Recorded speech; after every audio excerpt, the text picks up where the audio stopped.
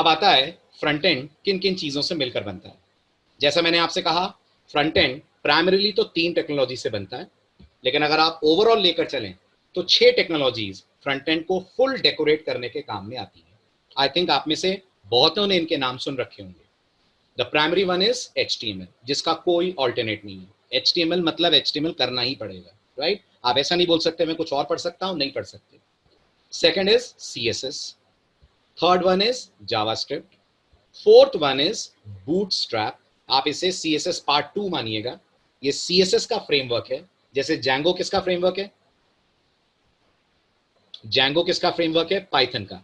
ऐसे bootstrap CSS का framework है, तो ऑफ कोर्स CSS के बाद हम इसको पढ़ेंगे।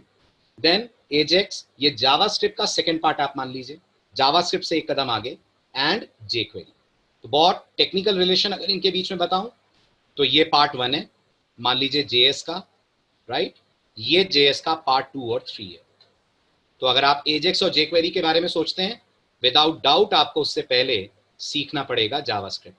अगर आप CSS के बारे में सोचते हैं तो ही CSS के बाद आप सीख पाएंगे बूटस्ट्रैप को, राइट? HTML का एज सच कोई फ्रेमवर्क नहीं है।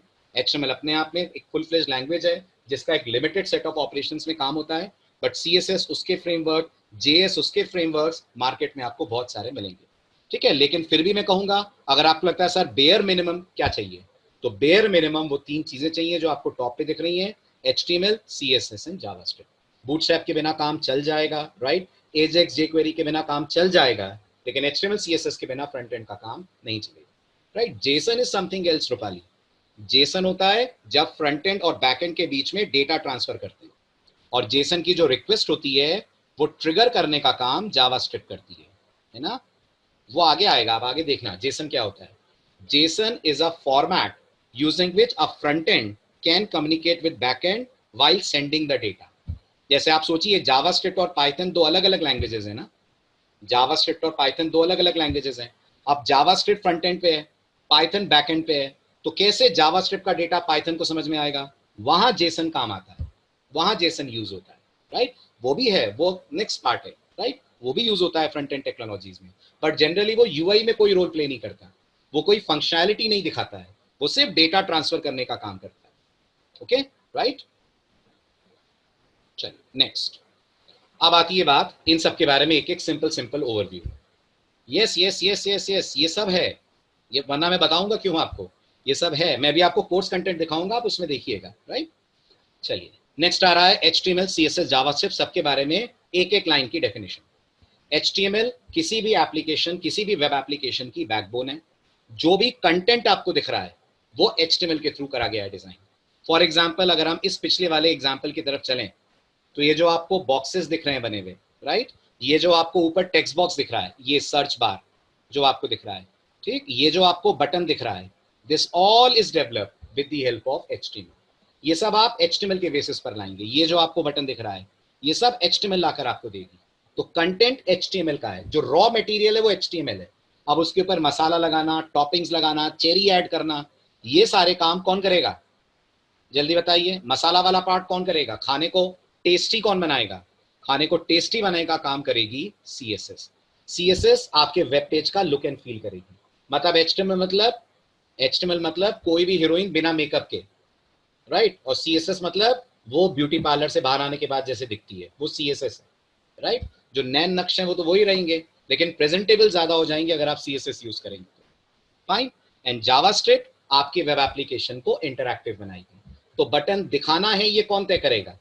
आंसर दीजिए। बटन दिखाना है, ये HTML तय करेगी। बटन कितना बड़ा कितना छोटा होगा, ये CSS तय करेगी। उसका कलर, उसके फॉन्ट क्या होंगे, ये CSS तय करेगी।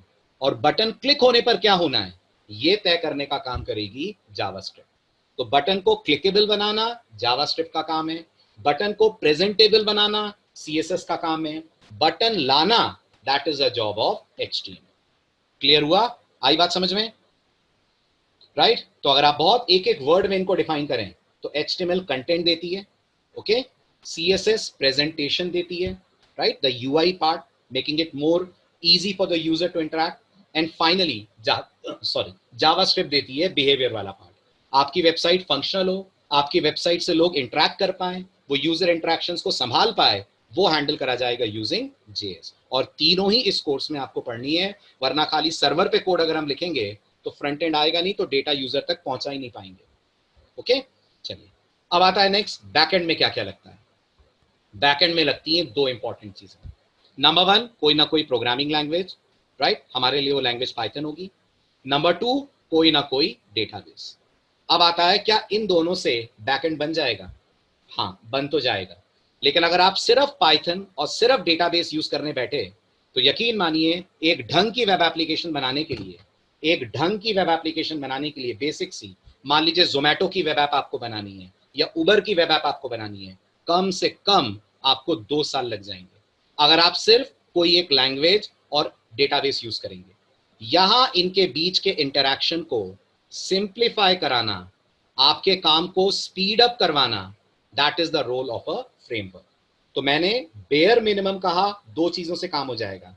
पाइथन पढ़ लीजिए जितनी आपने पढ़ी है, बिना जैंगो के भी आप उसमें वेब ऐप्स बना सकते हैं, लेकिन यकीन मानिए जितनी पाइथन आपको आती है उसमें अगर वेब ऐप बनाने आप बैठे तो कोई भी अच्छी प्रोफेशनल वेब ऐप बनने में कम से कम 2 साल का समय लगेगा। जबकि यही चीज अगर आप फ्रेमवर्क से कर लेंगे तो depending on the complexity of the application ये 2 महीने से 6 महीने या साल भर में आप कंप्लीट कर सकते हैं। इसलिए मैंने कहा बेयर मिनिमम तो पाइथन से भी काम हो जाएगा, बट कोई दुनिया का बंदा नहीं है जो सिर्फ पाइथन यूज करके वेब एप्स बनाता हो। हर बंदा यूज करता है पाइथन का सेकंड लेवल, और वही सेकंड लेवल अपने आप में कहलाता है फ्रेमवर्क। अभी समझाता हूं मैं आपको फ्रेमवर्क का अपने आप में मतलब क्या है। तो अब आप ये मान लीजिए अगर आपको सर्वर एंड पे काम करना है तो आपको 2 नहीं 3 चीजें चाहिएंगी। आपको सर्वर एंड पे काम करने के लिए एक लैंग्वेज चाहिए, आपको सर्वर एंड पे काम करने के लिए डेटाबेस इंटरेक्शन करना पड़ेगा, एंड मोस्ट इंपॉर्टेंटली इन सबको सिंप्लीफाई करना, स्ट्रीमलाइन करना, वो करने के लिए आपको सीखना पड़ेगा फ्रेमवर्क, जो आप पाइथन में सीख रहे हैं by the name of Django, right. तो ये था बैकएंड के बारे में एक बेसिक ओवरव्यू। अब हम लोग क्या क्या पढ़ने वाले हैं, तो मैंने कहा हमारा course full stack web development है। क्योंकि फुल स्टैक है तो ऑब्वियस सी बात है हम इसके अंदर दोनों चीजें पढ़ेंगे। कौन होता है full stack developer? Full stack developer वो बंदा होता है या वो पर्टिकुलर डेवलपर होता है जो फ्रंट एंड बैक एंड दोनों से फेमिलियर होता है। तो अगर मुझे सिर्फ बैक एंड आता है तो मैं कौन हूं? अगर मुझे सिर्फ बैक एंड आता है तो मैं सर्वर साइड प्रोग्रामर हूं या मैं वेब डेवलपर हूं। अगर मुझे सिर्फ फ्रंट एंड आता है तो मैं कौन हूं? मैं यूआई डिजाइनर हूं, राइट, या यूएक्स डिजाइनर हूं। मैं एक फुल स्टैक डेवलपर नहीं हूं।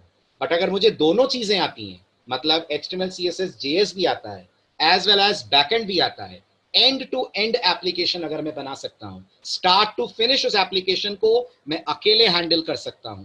करता नहीं है कोई अकेले, there is a team of professional, but मुझे नॉलेज अगर एंड टू एंड पूरी है तो मैं अपने रेज्यूमे में कह सकता हूं, अपने प्रोजेक्ट को डेवलप करते वक्त कह सकता हूं कि मैं उसे फुल स्टैक डेवलपमेंट पे बना लूं। और यही हमारे इस कोर्स का एम है कि जो आपने कोर पाइथन पढ़ी है उसको पढ़ने के बाद आप एक फुल स्टैक डेवलपर बने, आप फ्रंट एंड वाले पार्ट को भी करें और आप बैक एंड वाला पार्ट भी मैनेज करना सीखें, राइट।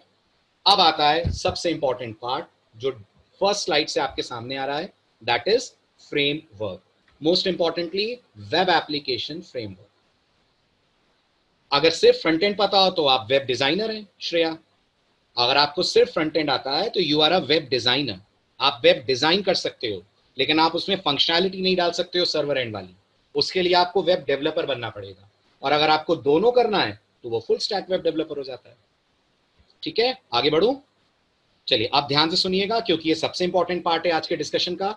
आज आप पहली बार बहुत डिटेल में सीख के जाएंगे फ्रेमवर्क क्या है और क्यों फ्रेमवर्क को जानना एक वेब डेवलपर के लिए बहुत बहुत जरूरी है, राइट। वेब एप्लीकेशन फ्रेमवर्क उन छोटे छोटे टूल्स, उन छोटे छोटे कोड्स का कलेक्शन है जो आपके वेब एप्लीकेशन के डेवलपमेंट को सिंप्लीफाई कर देते हैं, आसान कर देते हैं। जो आपके वेब एप्लीकेशन के डेवलपमेंट को सिंप्लीफाई कर देते हैं, आसान कर देते हैं। मैं आपको एक छोटा सा क्वेश्चन पूछता हूं, आप मुझे बताइए, दुनिया में कई तरीके की वेब एप्लीकेशंस है ना, आप मानते हैं? एक ई कॉमर्स वेब एप्लीकेशंस हुई, सोशल नेटवर्किंग हुई, बैंकिंग एप्लीकेशंस हुई। आप मुझे बताइए इन सब में कॉमन क्या है? फेसबुक और अमेजोन में कॉमन क्या है बताइए? दोनों लॉगिन देती हैं, दोनों लॉगिन देती हैं, दोनों उस लॉगिन को वेरीफाई करके आपको आपके अकाउंट तक ले जाती हैं, दोनों डेटाबेस से इंफॉर्मेशन पुल करके आपको देती हैं, दोनों आपको आपके अकाउंट को मैनेज करने देती हैं। अकाउंट मैनेज समझ रहे हैं? अपना पासवर्ड चेंज करना, यूजर नेम चेंज करना वगैरह वगैरह, इन हर एप्लीकेशन में कॉमन होता है। तो अगर आपने प्रोजेक्ट्स पे काम करा होगा या आप करेंगे तो आप महसूस करेंगे 70% काम, ध्यान से सुनिएगा मेरी बात, 70% काम हर वेब एप्लीकेशन में बाकी वेब एप्लीकेशन के जैसा ही होता है।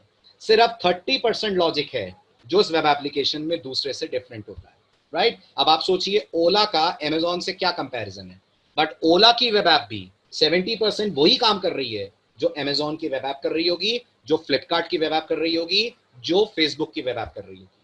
और वो क्या है 70% कॉमन काम, वो आपको अगली स्लाइड बताएगी। और this is where framework pitch in करता है। वो 70% काम को इतना सिंप्लीफाई कर देता है, इतना आसान कर देता है कि वो 70% काम करने में आपको आधा समय बस लगता है, जबकि खुद वो पूरा करने बैठे तो जैसे मैंने कहा काफी लंबा समय लग जाएगा अपनी वेब एप्लीकेशन को प्रॉपर्ली डिजाइन करने में। अब आप जानना चाहेंगे सर वो कौन कौन से काम हैं जो हर एप्लीकेशन में कॉमन होते हैं और जहां फ्रेमवर्क हमारी हेल्प करता है? तो गौर कीजिए, हर एप्लीकेशन के अंदर sign up, sign out, sign in होता है, राइट? साइन अप माने रजिस्टर करना, साइन इन माने लॉग इन करना, साइन आउट माने लॉग आउट करना। हर एप्लीकेशन में होता है, लॉजिक सबके बिल्कुल सेम होते हैं। हर एप्लीकेशन के अंदर एक पैनल होता है जिस पैनल को जो वेबसाइट ओन कर रहा है बंदा वो यूज करता है। आप मानते हैं जो अमेजॉन के ओनर्स हैं वो साइट को अपडेट करते होंगे, वो उसका लुक एंड फील बदलते होंगे? आप मानते हैं जो यूट्यूब के ओनर्स हैं गूगल, वो यूट्यूब का लुक एंड फील बदलते होंगे? जैसे यूट्यूब में अब डार्क थीम आ रहा है, फेसबुक के अंदर बहुत सारे चेंजेस हो रहे हैं यूआई के अंदर, तो ये कौन कर रहा है? ये एडमिन पैनल के थ्रू करा जा सकता है। तो वो पूरा एडमिन पैनल बना कर देना अपने कस्टमर को, ये एक इंपॉर्टेंट काम है। HTML से डेटा गैदर करना, डेटा कैप्चर करना, वो एक कॉमन काम है। देन फाइल अपलोडिंग की फैसिलिटी देना, आप फेसबुक पे पोस्ट डालते हैं, वीडियो डालते हैं, ये सब चीजें आप अपलोड कर रहे हैं, इमेजेस अपलोड कर रहे हैं, और इन सब कामों को अगर आप बाय हैंड खुद करें it takes hell lot of time. आप में से किसी ने अगर एडवांस जावा करी होगी, सर्वलेट जेएसपी पढ़ा होगा, तो सारे काम आपने खुद करे होंगे। क्यों? क्योंकि एडवांस जावा के सर्वलेट जेएसपी में कोई फ्रेमवर्क इन्वॉल्व नहीं होता। बंदा बिना फ्रेमवर्क के बाय हैंड हर चीज की कोडिंग करता है। ये लॉग इन का लॉजिक लिखना, लॉग आउट का लॉजिक लिखना, फॉर्म से डेटा कैप्चर करना, सब बाय हैंड करना पड़ता है अपन को। And that takes so many hours of work कि आपकी प्रोडक्टिविटी घट जाती है। आप उस बेसिक से काम को करने में मैक्सिमम समय बिता देते हैं, जो बहुत कॉमन है, जो आपके लिए ऑलरेडी फ्रेमवर्क्स कर चुके हैं, राइट? इस बात को समझने का एक बढ़िया तरीका मैं आपको बताता हूं, एक एनालॉजी समझने की कोशिश करिए। आप मुझे बताइए, कोई भी रेस्टोरेंट में एक शेफ है और उसे पिज्जा बनाना है, राइट? आपके घर के बाहर जो रेस्टोरेंट है उसमें एक शेफ है और वो पिज्जा अगर बनाता है तो देखिए वो पिज्जा कैसे बनाएगा, राइट? ये बिना फ्रेमवर्क का काम हो रहा है। सबसे पहले वो पिज्जा के लिए डो लेगा, राइट? आटा लेगा, उसे गूंथेगा, देन वो उस आटे को रोलिंग पिन पे पिज्जा के शेप में लेकर आएगा, राइट? देन उसके बाद पिज्जा कटर में उसे फिल करेगा, बिल्कुल शेप देने की कोशिश करेगा कि वो उस शेप में आ जाए जिस शेप में पिज्जा उसे चाहिए। देन उसके बाद किसी अवन में डालेगा, देन उसके बाद फाइनली पिज्जा बन के तैयार होगा। अब ये जो आप देख रहे हैं ना, पिज्जा कटर वो यूज कर रहा है, रोलिंग पिन यूज कर रहा है, अवन यूज कर रहा है, ये उसके टूल्स हैं जो वो यूज कर रहा है। अब आप मुझे बताइए, क्या डोमिनोज भी ऐसे ही पिज्जा बनाती होगी? What do you think? Domino's, Pizza Hut, आप इनके एग्जांपल लीजिए, ऐसे बनाते होंगे? No, never. इनको अगर आप नोटिस करें ये कैसे बनाते हैं तो चेक करिए, इनके पास हाईली स्पेशलाइज्ड मशीन्स होती हैं जो सिर्फ आटे गूंथने का काम करेंगी, डो का काम करेंगी, right? Then there is a machine जिसके अंदर डो बॉल्स बनेंगी, बिल्कुल मिनिमम ह्यूमन इंटरफेरेंस होगा। और अब तो आजकल और ज्यादा होगा ना, आजकल पिछले 2 महीने से तो और ज्यादा हो जाएगा ना, ह्यूमन इंटरेक्शन कम, मैक्सिमम चीजें हर कंपनी अब ऑटोमेट करना चाहेगी, राइट? तो नोटिस करिए हर चीज ऑटोमेटेड है। देन इनके पास एक स्पेशल मशीन होगी जिसका काम ही होगा डो को उस शेप में लाना जो शेप पिज्जा के लिए होगा। बड़े बड़े अवन्स होंगे जिसमें कई सारे पिज्जा एक साथ वो बेक कर सकते होंगे, and the job is done. ठीक, अब ये जो फैक्ट्री है डोमिनोज की, जहां पर इस तरह से पिज्जा प्रिपेयर हो रहा है, बताइए वो कौन है? हम प्रोग्रामर्स के लिए। वो फैक्ट्री हम प्रोग्रामर्स के लिए कौन हुई? वो फैक्ट्री हमारे लिए फ्रेमवर्क हो गई, वो हमारे लिए एक फ्रेमवर्क हो गया, राइट? तो सोचिए, एक डोमिनोज के शेफ के लिए कम एफर्ट्स लगेंगे as compared to a normal chef. हाँ, उसे क्वालिटी का ध्यान रखना होगा, स्पेशलिटीज रखना होगा, वो अलग बात है, बट नोटिस करिए जो कोर काम है वो काम उसे करने की जरूरत नहीं है, क्योंकि फैक्ट्री के अंदर इक्विपमेंट्स उसके लिए वो काम कर देंगे। तो फ्रेमवर्क कुछ ऐसा ही है, वो आपको लॉग इन करने में सपोर्ट देता है, वो आपको ऑथेंटिकेशन करने में सपोर्ट देता है, डेटा बेस इंस्ट्रक्शन इतना सिंपल कर देता है कि आप सोच नहीं सकते। आपको कोई एसक्यूएल नहीं लिखनी और आप इंटरेक्ट कर लेंगे डेटाबेसेस से। आप बताइए, अगर पाइथन में डेटाबेस आपने पढ़ा हो तो उसके लिए एसक्यूएल की जरूरत पड़ती है? अगर पाइथन डेटाबेस से बात करेगी तो मुझे सेलेक्ट, इंसर्ट, अपडेट, डिलीट लिखना पड़ेगा, जैंगो में नहीं लिखना पड़ेगा। जैंगो को जरूरत ही नहीं है। जैंगो खुद आपके लिए सेलेक्ट क्वेरी जनरेट करेगा, जैंगो खुद आपके लिए इंसर्ट अपडेट जनरेट करेगा। और ये कौन दे रहा है? ये आपको देने का काम फ्रेमवर्क कर रहा है। दैट इज व्हाई वी से framework reduces maximum effort of a programmer. हाँ, जो बिजनेस लॉजिक है वो आपको सोचना है, लेकिन जो बाकी इंफ्रास्ट्रक्चर का कोड है वो सारा का सारा कोड आपको ऑलरेडी एक फ्रेमवर्क बनाकर दे रहा है। आई मेरी बात समझ में? क्लियर हुआ? एग्जाम्पल समझ में आया? और मैक्सिमम एप्लीकेशन मार्केट में अगर आप देखें तो वो फ्रेमवर्क पे ही चलती है। एक पीएचपी का बंदा है वो फ्रेमवर्क पे काम करेगा, जैसे लारावेल, जैसे कोड इग्नाइटर। एक जावा का बंदा है वो स्प्रिंग हाइबरनेट यूज करेगा। मतलब कोई कंपनी दुनिया में नहीं होगी जो बिना फ्रेमवर्क के काम कर रही हो। अब उसके पास उतने ज्यादा रिसोर्सेज नहीं है तो बात अलग है, लेकिन 95% ऑफ द कंपनीज सिर्फ प्योर लैंग्वेज डेवलपर्स नहीं लेती हैं। दे वांट कि आपको फ्रेमवर्क आए ताकि आप कम समय में ज्यादा प्रोडक्टिविटी दे पाए। राइट? अब जैंगो टेक्निकल वर्ड्स में अगर मैं बोलूं तो आपको क्या क्या देता है, जैंगो पर्टिकुलर क्या क्या देता है? राइट? तो जैंगो, जैसा मैंने कहा, आपको फुल फ्लेज्ड यूजर मैनेजमेंट देता है। लॉग इन, लॉग आउट, ये सारी फैसिलिटी जैंगो में प्री कोडेड आती है। आपको सिर्फ हल्का सा अपनी जरूरत के हिसाब से उसे बदलना है। जैसा मैं बार बार कह रहा हूं, जैंगो डेटाबेस से इंटरैक्ट करने के लिए बहुत सिंपल इंटरैक्शन देता है, which is called ORM। Full form लिखा था मैंने, आपने ध्यान दिया? Full form stands for object relational mapping. The word ORM stands for object relational mapping. समझने की कोशिश करिए, ये ऑब्जेक्ट वर्ड प्रोग्रामिंग लैंग्वेजेस का वर्ड है। बताइए, the word object is used in languages. Python में ऑब्जेक्ट्स होते हैं, लेकिन याद कीजिए, अगर आपको एसक्यूएल आती हो, एसक्यूएल में ऑब्जेक्ट नहीं होते हैं, एसक्यूएल में टेबल्स होती हैं। राइट? इन टेबल्स को आप बोलते हैं रिलेशंस। तो आपके ऑब्जेक्ट को टेबल के साथ कनेक्ट कर देना, that is the beauty of ORM। आप एक ऑब्जेक्ट बनाते हैं, पाइथन जैंगो को बोलते हैं इस ऑब्जेक्ट का डेटा उस टेबल में डाल दो, तो जैंगो ऑब्जेक्ट के अंदर के एट्रीब्यूट्स निकालता है और उन्हें इंसर्ट क्वेरी से टेबल में डाल देगा। आपको क्या नहीं लिखना पड़ेगा? बताइए, आपको क्या नहीं लिखना पड़ेगा? आपको एसक्यूएल का एस भी लिखने की जरूरत नहीं है। Without knowing any kind of SQL, without learning any kind of insert, update, delete command, you are going to interact with database. और ये हर लैंग्वेज देती है, हर लैंग्वेज देती है। जैंगो इसमें कुछ अनोखा नहीं कर रहा है। जिन लोगों ने जावा करी है, आपने अगर सुना हो तो जावा में इस काम को करता है हाइबरनेट। राइट? जावा में हाइबरनेट ये चीज आपको करके देता है। हर लैंग्वेज के पास अपने ORMs हैं, और ये ORMs आज इन थिंग है। इसके बिना डेटाबेस से बात करना ऐसा है जैसे आप 1970 की कोई पिक्चर देख रहे हैं 2020 में। ऐसा मानती है कंपनी, अगर आप आज भी आकर इनकी जगह पर डायरेक्ट कोड लिखते हैं डेटाबेस इंटरैक्शन का।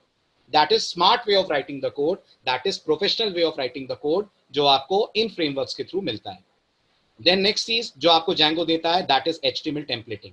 वेबसाइट को सुंदर बनाना है, आपको वेबसाइट को डेकोरेट करना है। ढेर सारे मार्केट्स में टेम्पलेट अवेलेबल हैं, जैंगो से आप उन टेम्पलेट्स को इजीली कर सकते हैं इंटीग्रेट। राइट?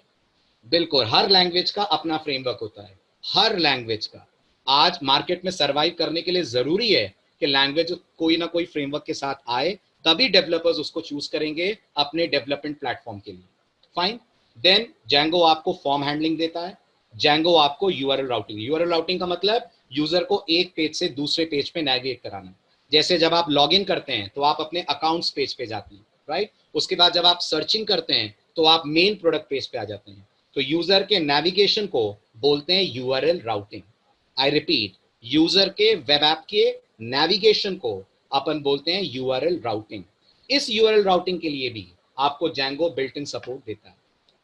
नहीं नहीं नहीं, पाइथन के पास बहुत कुछ है, खाली जैंगो ही नहीं। मैं आपको बताऊंगा जैंगो के कॉम्पिटिटर्स कौन कौन है, बट जैंगो उनमें नंबर 1 है। मैक्सिमम बड़ी बड़ी कंपनीज जो यूज करती हैं, दैट इज बेसिकली जैंगो। मैं आपको बताऊंगा जैंगो के काउंटर पार्ट्स कौन कौन है। बिल्कुल, फ्लास्क है, देन पिरामिड है, बॉटल है, Web2Py है, so many frameworks are there. Security बिल्कुल है, बिल्कुल है। Security features are all present in Django. Right? उतनी सिक्योरिटी जितनी कोई भी स्टैंडर्ड फ्रेमवर्क आपको देगा। मैं नहीं कहता हूं आउट एंड आउट बहुत बड़ा बहुत सिक्योर्ड नेटवर्क है, बट यस, जो स्टैंडर्ड सिक्योरिटी फीचर्स आपको चाहिए वो जैंगो के अंदर आपको मिलते हैं। Django as a separate module for maintaining security of your app, right? जैसे आपने इस अटैक के बारे में सुना है, have you heard about this attack, session hijacking? ये सुना है आपने? SQL injection, right? CSRF, CSRF, cross site request forgery, इन सब को प्रिवेंट करने के जैंगो के सिक्योरिटी मैकेनिज्म्स हैं। अभी शायद अभी नहीं समझ में आ रहा होगा आपको, बस आप जो हैकर्स नॉर्मल तरीके अपनाते हैं ना किसी साइट को हैक करने के, उससे प्रोटेक्ट करने के जैंगो के पास बिल्ट इन फीचर्स हैं, आप ये मान लीजिए। ये बहुत कॉमन सिक्योरिटी लूप होल्स होते हैं जो मैंने आपके सामने लिखा, SQL injection, session hijacking, CSRF, इन सब को जैंगो अपने लेवल पे हैंडल कर सकता है, राइट? या these are hacking terms and Django very well can counter these terms. आपके पार्ट पे मिनिमम कोड लिखकर आप कुछ नहीं करेंगे, आप बस एक लाइब्रेरी एनेबल करेंगे जैंगो की, एक कीवर्ड यूज करेंगे अपने कोड के अंदर और जैंगो पूरा सिक्योरिटी मैकेनिज्म आपको दे देगा, राइट? चलें आगे। ठीक, अब आइए जैंगो की थोड़ी सी हिस्ट्री। पढ़ने से पहले ये भी पता होना चाहिए कब बना, किसने बनाया, राइट? तो जैंगो लॉरेंस जनरल न्यूज़पेपर के ऑफिस में डेवलप करा गया एक प्रोजेक्ट था। यानी जब जैंगो बना था तो ये सोचा नहीं गया था कि जैंगो इस तरीके के एप्लीकेशन के लिए यूज होगा जिसमें वो आज हो रहा है। ओरिजिनली जैंगो एक न्यूज़पेपर के लिए वेब एप्लीकेशन बनानी थी। न्यूज़पेपर का नाम है Lawrence general world newspaper. USA में 2003 में इसके ऑफिस में बैठकर लोगों ने जैंगो डेवलप करा। किसने करा बताता हूं मैं आपको। दो लोग जैंगो के ओरिजिनल डेवलपर्स कहलाते हैं। जैसे पाइथन बनाने का क्रेडिट किसको जाता है? मिस्टर गीडो वैन रॉसम को, राइट? जैसे पाइथन गीडो वैन रॉसम ने बनाई है, ऐसे जैंगो दो लोगों का ब्रेन चाइल्ड है। 2003 में डेवलप हुआ और 2005 में इसे पब्लिक को हैंड ओवर कर दिया गया।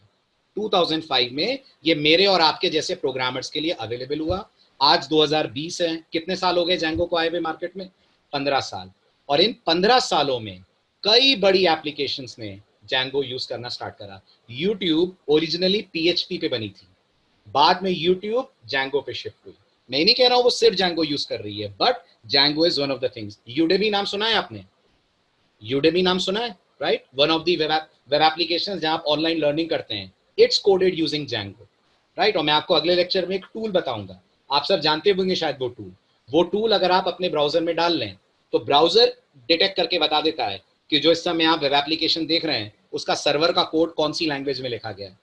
तो वो टूल से आपको भी पता लग जाएगा कि यूडेमी हुई, फेसबुक हुई, इनके बैकग्राउंड में क्या चल रहा है।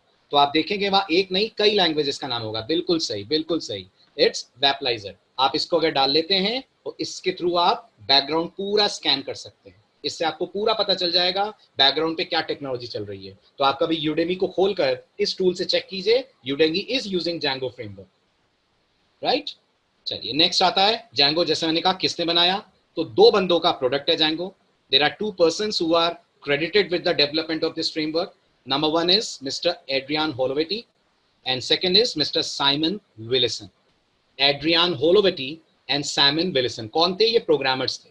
कहाँ काम करते थे? लॉरेंस जनरल वर्ल्ड न्यूज़पेपर के अंदर काम करते थे और वहां बैठकर इन लोगों ने जैंगो को करा था डेवलप, जैंगो को करा था डिजाइन। ये उनके पिक्स हैं, राइट? अब बात आती है नाम जैंगो कैसे पड़ा, इनके दिमाग में जैंगो नाम कैसे आया?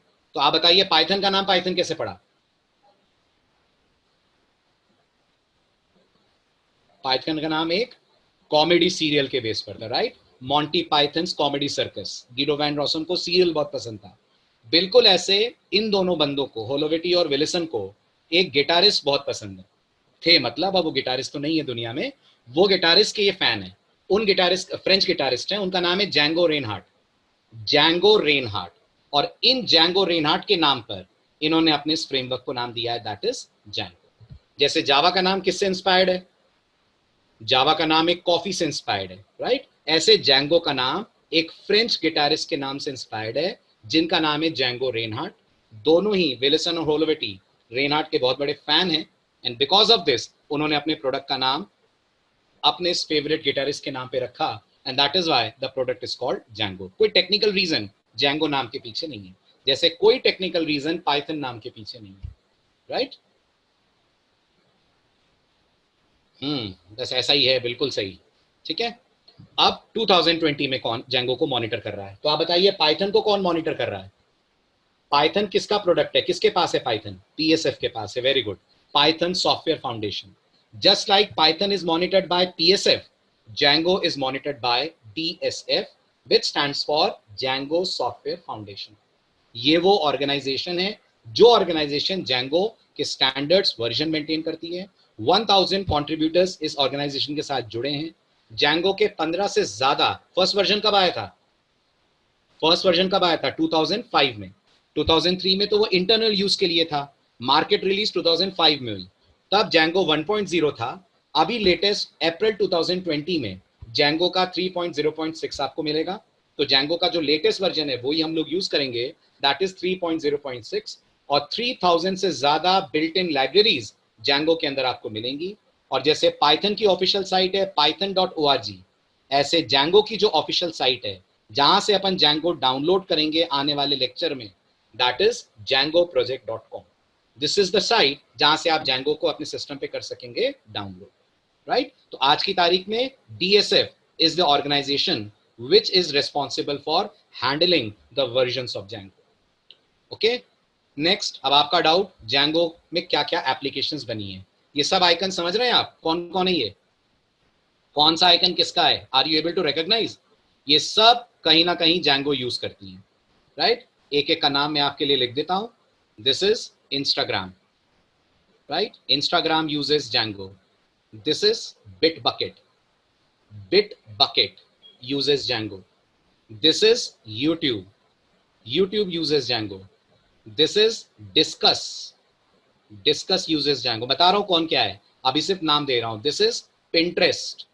Pinterest uses Django. This is Washington Post, a newspaper which uses Django. This is Spotify. It uses Django. Spotify. This is, what is this? Dropbox. कौन है इसमें? यहाँ कौन काम कर रहे हैं? Guido van Rossum. He is right now employed in this company. Guido van Rossum ने अब Dropbox ज्वाइन करा हुआ है, पहले Google में थे, now he is in Dropbox. ये काम कर रही है Django पे। This is Eventbrite. Event management company है Eventbrite, और ये तो आइकन से ही समझ में आ रहा होगा, this is Firefox. They also make use of Django, right? आप Instagram we all know, मतलब आप देखिए Django में वैरायटी कितनी है। ये सारी एप्लीकेशंस एक जैसी नहीं है, इनका अलग अलग डोमेन है, but they all are powered with Django at their backend. So Instagram uses Django, it's a photo sharing website.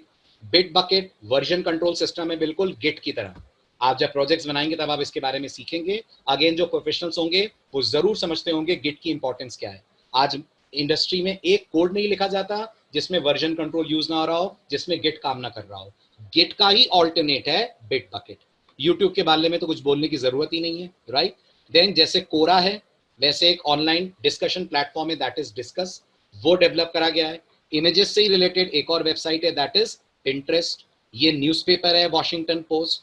Spotify we all know, ये ऑडियो स्ट्रीमिंग वेब एप्लीकेशन है जिसमें आप ऑडियो यानी सॉन्ग सुन सकते हैं।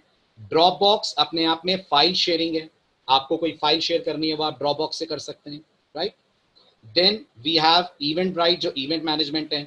हमारे सारे कोर्सेज प्रोजेक्ट से बैक्ड अप हैं देवांश सॉरी, मैं बताऊंगा आपको लास्ट में हम क्या क्या करने वाले हैं। And then we also have Firefox। इतनी वैरायटी आपको मिलेगी Django एप्लीकेशंस के अंदर। तो जैसे Python is a general purpose language, Django is also a general purpose web application development framework। ऐसा नहीं है उसमें सिर्फ ई-कॉमर्स साइट ही बनती है, आप उसमें किसी भी तरह की एप्लीकेशन को कोड कर सकते हैं। अभी तो मैंने Udemy वगैरह का नाम नहीं लिया है, they are also number 1 websites in their own domain, they too are powered with Django framework. Okay, अब एक डाउट आपका आ रहा था, Django के ऑल्टरनेट्स कौन है? ये जितने भी आपको दिख रहे हैं ये सब Django के संगी साथी हैं, Django के ऑल्टरनेट्स हैं, but Django is way ahead of all of them। अगर आपसे कोई बोलता है इनमें से कोई एक फ्रेमवर्क चूज करो जो मार्केट में सबसे पॉपुलर है, जिसमें सबसे ज्यादा जॉब्स आपको मिलेंगी, needless to say that framework is out and out Django। Django clear winner है। आप देखेंगे फ्लास्क भी एक फ्रेमवर्क है, लेकिन फ्लास्क बहुत ही सिंपल फ्रेमवर्क है, वो उतनी एडवांस फंक्शनैलिटी नहीं देता जितनी आपको Django के अंदर मिलती है। अभी तो बात करने का कोई मतलब नहीं है क्योंकि आपने Django अभी सीखा नहीं है, but in the mean time जब आप पढ़ेंगे तब आप रियलाइज करेंगे Django क्यों बाकियों के कंपैरिजन में इतना पॉपुलर है। इसमें से बहुतों के नाम आपने तो सुने भी नहीं होंगे, but I am damn sure course join करने से पहले आपने जैंगो नाम सुना होगा। सुना था कि नहीं? इससे पहले कि आपने इस लेक्चर के लिए एनरोल करा, आपको पता होगा जैंगो नाम की कोई चीज है, बट इन बाकियों के बारे में इतना नहीं सुना होगा आपने। आई डोंट थिंक बॉटल नाम आपने कभी सुना होगा, आई डोंट थिंक आपने पाइलॉन नाम कभी सुना होगा, but they also are present. छोटी छोटी कंपनीज इन पे भी काम कर रही हैं, लेकिन जो बिग जाइंट्स हैं, टॉप 5 जो कंपनीज हैं, वो अगर पाइथन यूज कर रही हैं तो वेब एप्लीकेशंस के लिए यूज कर रही हैं वो Django. Clear? Right? So this is the technical part था, राइट? अब इस कोर्स की मैं आपको आउटलाइन दे दूं, क्या क्या आप इस कोर्स में पढ़ने वाले हैं। वो सब कुछ पढ़ने वाले हैं जिसके बारे में आपसे मैंने डिस्कशन करा, right? We'll be learning HTML, we'll be learning CSS, we'll be learning JavaScript, the latest version, right? We'll be learning jQuery, Ajax, Bootstrap. ये सारा क्लाइंट साइड वाला पार्ट है और ये सारा का सारा सर्वर वाला part. This all is constituent in our syllabus. REST API इसमें नहीं है, REST API Django Part 2 होता है, राइट? लेकिन वो बहुत छोटा कोर्स होता है, with in a span of 15 days आप REST API पे काम करना Django में सीख सकते हैं। But of course before that आपको ये पूरा Django डेवलपमेंट आना चाहिए। This is complete course coverage जो आप इसके अंदर सीखने वाले हैं। As far as the duration is concern, इस पूरे को कंप्लीट करने के लिए मैं रफली बोल रहा हूँ मुझे 45 आवर्स चाहिए। बाकी मैंने नॉर्मली देखा है ऑनलाइन के स्टूडेंट्स डाउट खूब पूछते हैं, तो 1 घंटे का लेक्चर 1.5-2 घंटे के आसपास हो जाता है। इस बार भी मैंने 1 घंटे का ही लेक्चर प्लान करा था, लेकिन मुझे लगता है ये जो सेशन है हमारा, it's more than 1 hour, right? हो गया ना 1 घंटे से ऊपर इस सेशन में भी। बस ऐसे ही जैंगो के जो सेशंस होते हैं वो कई बार 1 से 1.5 घंटे के आसपास हो जाएंगे। तो ऑन एन एवरेज 45 आवर्स मैं मानकर चल रहा हूँ, बट मुझे पहले बैच की स्पीड देखनी पड़ेगी, देखना पड़ेगा आप लोग किस लेवल पे आ रहे हैं, कैसे आप मेरी बात समझ पा रहे हैं। तो 45 के 50 या 40 भी ये हो सकते हैं। ऑन एन एवरेज 45 आवर्स जिसमें पूरा कोर्स कंटेंट हम लोग कवर अप करने में।